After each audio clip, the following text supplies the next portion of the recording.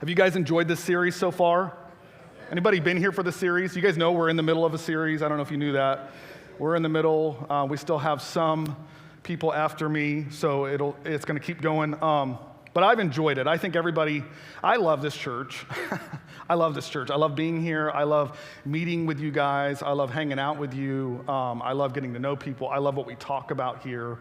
I love all the different aspects of this church. And I think each person that came, if you remember what they talked about, I love how it gives the different flavors and the different conversations. Rick, I don't know if you remember, Rick talked about how God wants to complete us and that we're complete and we're made whole in Him. Brett he explained that the deep things of God are actually knowing how much He loves us. And he talked about different table illustrations. I mean, he hit probably 5 to 10. That about kicked his butt doing that. But it was awesome. Judy, if you guys were here for Judy, she talked about how in community we recover from trauma, from traumatic things. She talked about the woman that was at the well. I loved that story and how she illustrated how the woman actually, in going and telling people that had rejected her, she also recovered from her own rejection, right? And she brought up the slogan that we have actually for this series. And the slogan is learning to be graceful in community. Learning to be graceful in community. And I went to go look up the word community. You know, I thought, let's just look up this word. It's kind of an interesting word. It should be pretty easy to describe, but there's not a real clear definition. Did you know that? Not a clear definition on the word community. Now, I looked up a bunch of different definitions. One of the definitions I came across, I thought they did pretty good. The University of Nebraska described community as, in its most basic definition, can be defined as individuals who share a common interest, background, or purpose that gives them a sense of cohesion. Britannica describes community. It gave a bunch of different descriptions. I picked 3, like the first 3. It described community as a group of people who live in the same area, such as a city, a town, or a neighborhood. Another one was a group of people who have the same interests, religion, race, etc., or a feeling of wanting to be with other people. I liked this one. A feeling of wanting to be with other people, or of caring about other people in a group. I looked up Webster's synonyms for this word. Community, it said that community is a society, an organization, a fellowship, or a relationship. It also had federation, but I thought that's too Star Trek-y, so we're going to skip that one. But when you start to think about community as a society, as an organization, as a fellowship, or relationship, you realize there can be small communities and there can be very large communities. And I wrote down into 3 different groups, just to organize it for my own brain. I wrote down into 3 different groups those communities. The first one that I came up with was a family community. You may not realize this, you may not like that you're in a family, but a family is somewhat of a small community. This would be mom, dad, and siblings, right? And there's also spouse as a part of your community. There's kids. When you have kids, it's kind of like a small community. You kind of felt like that during the hurricane where you're trapped in with your kids. This is your community, right? Relatives can also be under that family community. The second one that I could think of would be a friend community. Neighborhood, right? People that are in your neighborhood, whether you go to school with those people, whether you're at work with those people, maybe you do hobbies with those people. What would be some hobbies that you guys do that you do with other people? Could you throw me a couple hobbies that you guys do? Do you guys do hobbies? Board games. Okay, I like it, Aaron. What else? Football. That's it? Yeah. What? Bowling. Any other hobbies in here? Is there hobbies? Clark does golf with a few people, right? Van, golf, right? What? What'd you say? Karaoke. We're getting ideas for nights to do here at the church, okay? That's a community, right?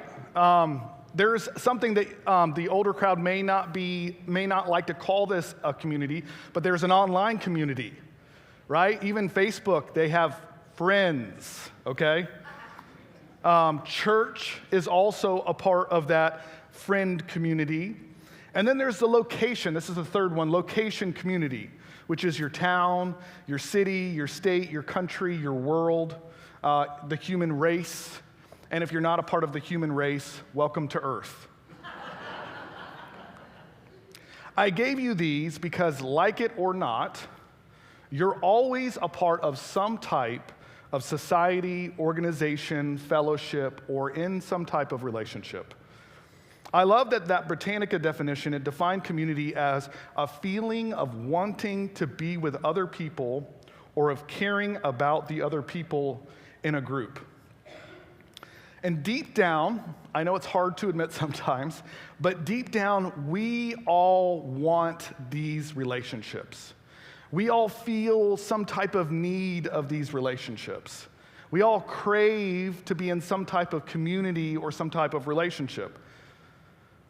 But if you're honest about it, relationships can be tricky. Have you ever noticed that? Relationships, man, they can be really tricky. Sometimes relationships can be the most amazing thing that ever has happened to you. You could have a relationship of some type, and man, it is the best thing since sliced bread, right? And then also, relationships can also be the worst thing that has ever happened to you. You can be in a group of people, and it's hard.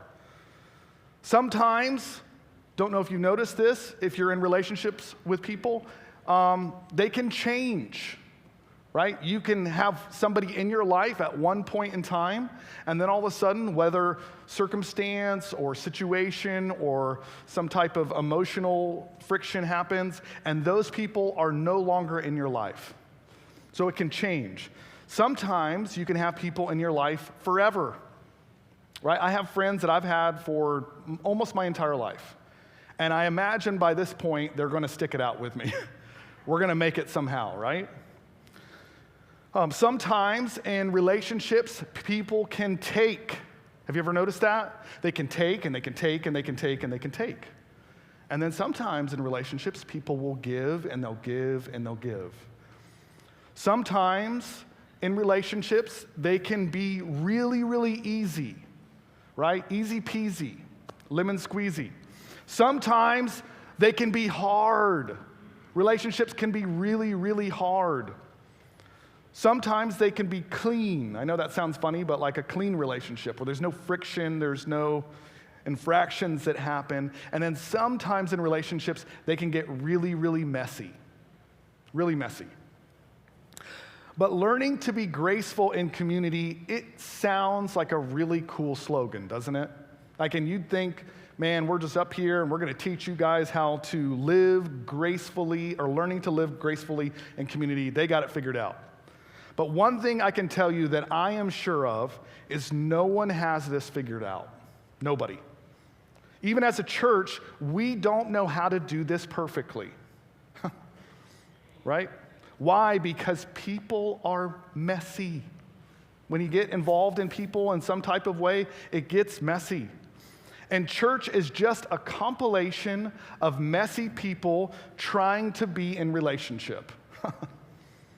Right? Sometimes in relationships, you decide, not always, but sometimes when you're in relationships, you get to decide how things go. Have you ever noticed that? I kind of relate it. I thought back. I remember when my wife and I were roughly first married, maybe in like the second year of being married, we went to this fabulous restaurant that almost doesn't exist anymore called Red Lobster. Does anybody know Red Lobster? Kind of weird that Red Lobster is falling off the face of the planet, but it's just, I don't know. But we went to Red Lobster and sat across from her. It was great. We were excited about the evening. We didn't have kids back then, so this was like a normal Friday night. Went to Red Lobster, and I can't remember what kind of drink I got. She got a large, you know how their cups are, large glass of cold iced tea, okay? I'm sitting across, I'm like, what a great evening, we just started, and they just brought those glasses out, and my wife accidentally somehow bumps that glass, and that water and cold ice, I mean, you know how like water and ice fall on a table and it just kind of goes, I mean, it was like a beeline right for me, and then it falls right onto my lap, right? Just sat down, I mean, we got nice clothes on, we're out having a good time, and all of a sudden all this, and it just, every bit, even the waiter came over and he went to go wipe and there's nothing on the table, it's just all on my lap, right? And I had the opportunity to decide, how do I react, right? Do I freak out or do I remain calm and just allow the evening to take place? And I just sat there in the cold ice and I thought, this is just life. This is where we're at. Good Friday night, cold ice on my lap, right? And agree or disagree, but relationships and in community, they are sometimes what we make them. I don't get to share this story very often. I don't share it on purpose sometimes, but I grew up in a broken home, right? My parents kind of went their own ways when I was about 11. And so from about a few years later, about 15 to 18, I had some massive anger issues, right? Unforgiveness, all sorts of things. I could give you a list of reasons why I was going to counseling, and I went to anger management for a little while. And I don't know if you've ever been to anger management. When you go to anger management, all that's there is a bunch of other people that are angry, and all you do is you talk about your anger, and then you're more angry because you're like, man, we're all angry. Why are we here? I'm angry about being here. Right? But at that time, I was extremely insecure. I had zero confidence, okay? And my mom started dragging us to youth group, and I mean, when I say dragging, I mean dragging us to youth group, okay? And we'd go to this youth group, and I remember the youth pastor there, he was awesome, mentored me for years and years. But one of the phrases he said really stuck out to me, really resonated with me. And he said, the choices that you make today are going to affect tomorrow. And for me, I was like, man, I gotta start making better choices, right? Because I was very well on my way to becoming a menace to society. Every community that I was involved in, I was causing trouble. I mean, there wasn't a door in my house that did not have a hole in it, a wall that didn't have some kind of punch or something. My hands were just so, rough all the time from that situation. And so I made a few good choices over the years. I couldn't say that I fully dealt with things because I didn't know I needed to deal with things. And went off to college, met my wife, and we got married pretty early on. And into the relationship, I realized I still have some issues here. Like I hadn't really dealt with things. And I found myself with her, as nice as she is, just being offended all the time about all sorts of things, right? I couldn't figure it out. And I think that there was stuff in me that I hadn't dealt with. I didn't know that I had all these insecurities, and I constantly was making it her fault and her problem, and well, you did that, or you talked that. Even when she would apologize, I'd be like, oh, well, you didn't apologize good enough, and it was awful. It was awful for her. But I knew I had to figure it out. And with people in any relationship, it is easy, I don't know if you know this, but it is easy to take offense. Would you agree? If you're going to be in some type of relationship, it's going to make it way easier to take offense, right? And you might say, well, how do you take offense? Has anybody ever asked that? Like, how do you take offense? I'm going to show you how you take offense, okay?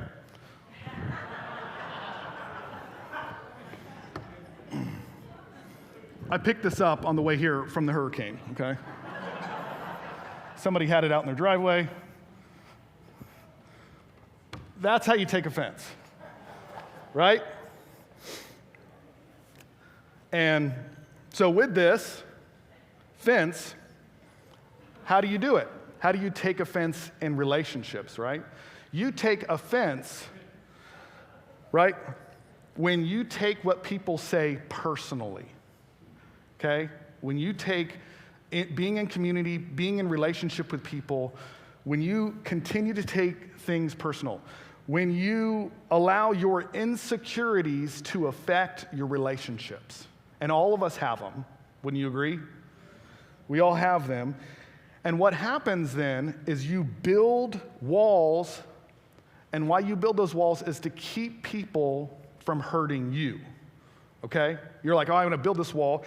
And then what you do is you walk around and you try to convince people that there's not a wall between you and them. And you're like, there's not a wall here. This is just me. I just do this, I walk around, and I'm not really taking offense, but I'm taking offense, right? You guys ever met somebody like that?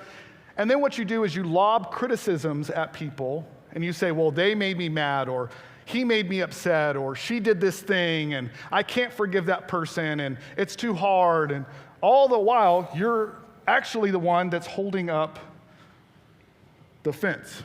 Can you agree? All right, let's see if we can lay this down so I don't have to pick that up. I'm not in shape anymore, y'all. Wears me out.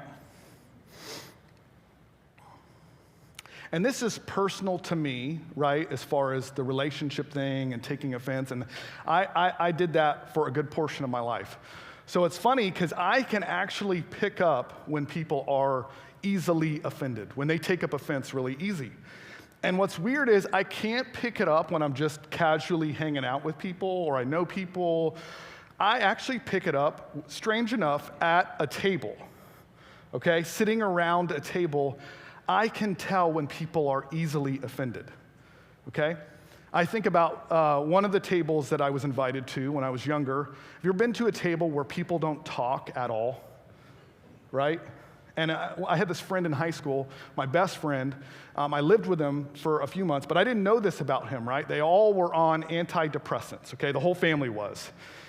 And they all acted like they got along great all the time, and everybody was smiley, but then we went to go sit at the table, and it was interesting because it was silent. Nobody would talk to each other. You know, like if you'd think there would be some type of conversation, but what it was is everybody had built up offense because they were so offended at different things and different people that nobody wanted to talk. Nobody did talk. And I think I sat in there for a few months living with him just thinking, why is anybody talking? There's multiple elephants in this room. If you know me, I usually point it out. I just was like, I don't know what's going on here. This is weird. But it's the meaning of awkward when there's so much offense that you can't talk about things. Or have you ever been around the table, this was the table that I kind of grew up with, where everybody was offended and everybody walked on eggshells all the time, right? And people did say things, but then you had to be careful because there was landmines, right? There's landmines. I've gone out to eat with people and you bring something up and you're like, oh gosh, this is kind of tense. I don't know what's going on. And you have to tiptoe around topics. Now, my favorite table to sit at is where there are no offenses. Right? Nobody takes offense. There's a good, healthy back and forth, right? Those are the best people to be with because you can relax. There's no tension. In fact, you can find something that you disagree about, and then you can be okay that you disagreed about it. You're still friends. And that kind of conversation happens all the time. Those are the best tables to sit at. I'm going to read to you a story real quick. If you can go to Matthew 15, we're going to read starting with verse 21. It says, and Jesus went away from there and withdrew to the district of Tyre and Sidon, and behold, a Canaanite woman, also known as a Syrophoenician woman, from that region came out and was crying, have mercy on me. O Lord, Son of David, my daughter is severely oppressed by a demon. But he did not answer her a word. And his disciples came and begged him, saying, send her away, for she is crying out after us. And he answered, I was sent only to the lost sheep of the house of Israel. But she came and knelt before him, saying, Lord, help me. And he answered, it is not right to take children's bread and throw it to the dogs. And she said, yes, Lord, yet even the dogs eat the crumbs that fall from the master's table. Then Jesus answered her, O woman, great is your faith. Be it done for you as you desire. And her daughter was healed instantly. Now, at one time in my life, I would read this story. I probably even taught this story to people, where I believe this story was all about faith, okay? Because it said, great is your faith. And I believe Jesus was impressed with her faith, okay? Therefore, when we go to God, we got to go to God and we got to have faith. We got to build up our faith, our most holy faith, and when we go talk to God, that's what we do. We build it up and we go talk to him, and then we get whatever we want because we have the faith, okay? And I'm not saying that we don't have to have faith. I'm not arguing that. I'm not getting into that debate.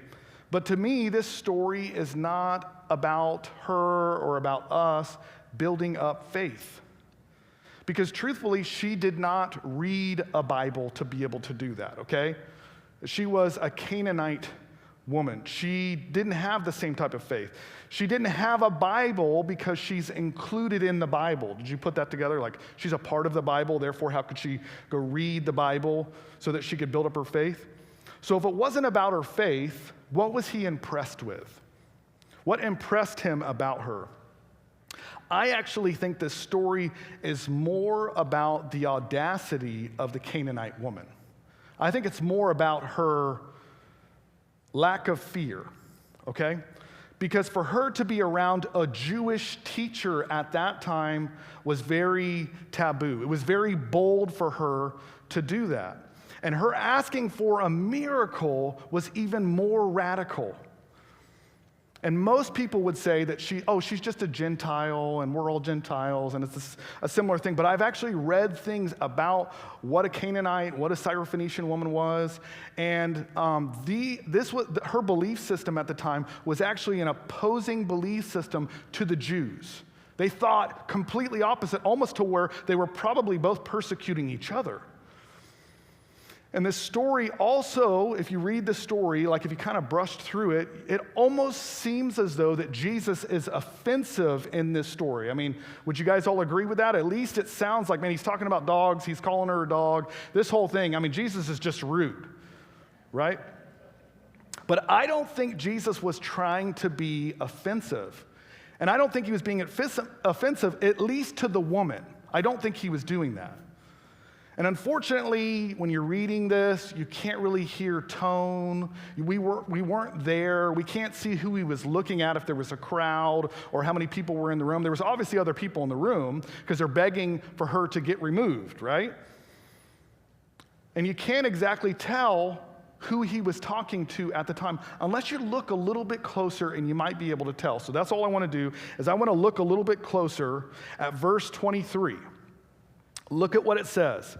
It says, but he, being Jesus, did not answer her a word. And his disciples came and begged him, saying, send her away. Even his own disciples. Send her away, for she is crying out after us. And then look, it says, he answered. It didn't say that he answered her, it just said that he answered. And if you got multiple people in the room, he could just be talking aloud. And I think he's trying to bring the people into the conversation. I was sent only to the lost sheep of the house of Israel, but she came and knelt before him, saying, Lord, help me. It says, and he answered, still him answering, right? It is not right to take the children's bread and throw it to the dogs. See, I think Jesus was trying to teach the others how to not be offended, right? And if you think about it, that's actually what held back most people in the Bible. It's definitely what held back the Pharisees, right? They were always offended. They were offended because he spent more time with sinners. They were offended because he healed on the Sabbath. They were offended because he had the audacity to forgive sin. They were offended because he wasn't affirming them, and he was affirming people that they thought did not deserve his righteousness. Even the rich young ruler, when you think about that story, it says that he went away sorrowful. I think he went away offended. I think he was sorry because he thought that what he was bringing to Jesus was going to be impressive, and then Jesus said, actually, it's not. And I think he went away offended. right? And I will ask, what is at the core of every offense? You got to ask that. What's at the core of every offense? It's fear and it's insecurity, right?